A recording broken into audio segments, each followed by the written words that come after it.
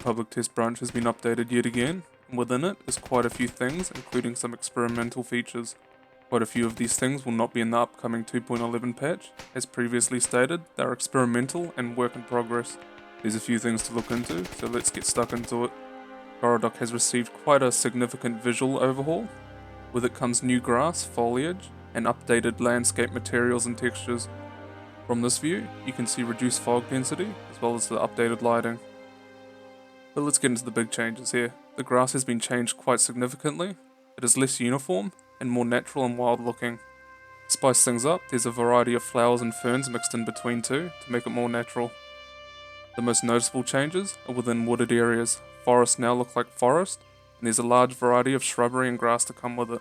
It kinda gives me Kingdom Come Deliverance vibes. Around the map there are some new landscape materials. Right here is a nice new detailed one with some muddy puddles. I like where OWI is going with this, it definitely makes the map more believable.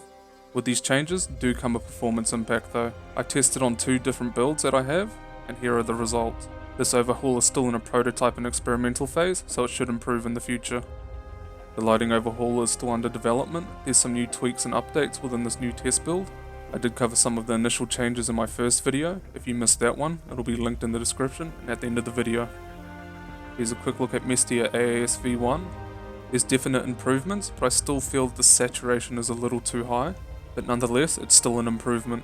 Having a quick nosy inside Misc Tunnel, some new volumetric effects have been added, and some new light sources also. Heading into the snow, we're looking at Belaya. Now the new lighting on Belaya kind of washes out the colours on the map. This is also an issue on a lot of the desert maps. There is some natural toning to the lighting, but it just seems a little too desaturated. Belaya's train tunnel has received the same treatment as Misc's tunnel. Some nice volumetric effects and some nice new updated lighting. A part of the lighting overhaul is a decrease in fog density on all the large maps. Small and medium maps have had a fog decrease too, but not to the scale of the large maps. With the increased sightlines and view distance, expect vehicles to be a lot more lethal. Helicopters will be able to see things on the ground a lot easier, but the trade-off is that they'll be spotted a lot easier too. Some more changes to the distant shadows in this test build. I did cover some of the changes in the previous video I done. Again, will be linked in the description and at the end of this video.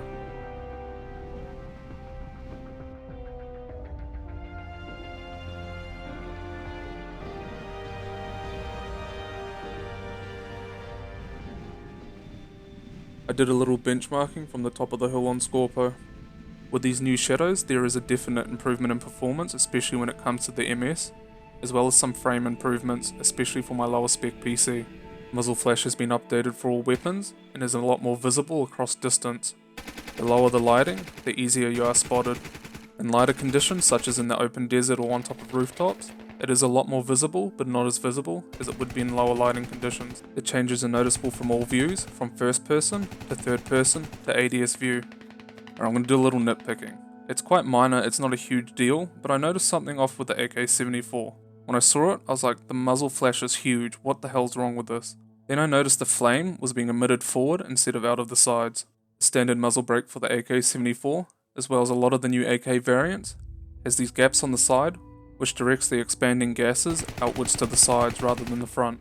The updated 74 muzzle flash is something that you would more so see on an AKM, which the muzzle brake on these weapons direct the gases upwards and outwards. The updated muzzle flash for the AKM though, is excellent. Alright, enough of the nitpicking. Firing from within close spaces is going to light you up like a Christmas tree.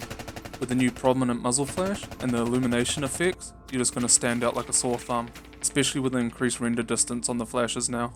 In well-lit areas, especially if you have an SMG or pistol, you're not going to stand out too much. But the smoke from the muzzle blast does stand out from quite a distance.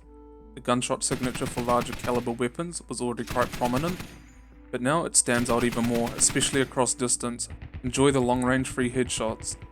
For the MLG snipers in the squad community, you're going to have to choose your positioning very well, as you're going to stick out like a huge sore thumb. The muzzle blast on the 338 here is quite impressive, and it sticks out from a long distance. We can now create our own presets for controls. You just go to settings, controls, set your key bindings, then when you're done you head down to the bottom right to the control presets button, type in your preset and click save. Then you can select your own presets. Clearing the cache does not reset custom presets. Even though this is quite small in comparison to other things, it's a nice quality of life addition. Another minor thing I came across is, now within the deployment menu, your selected weapon will display in the squad list. Again, nothing significant, but a nice little quality of life thing. Alrighty, this is pretty much it for this video. Hopefully it was of some use, and I'll catch you guys in the next one.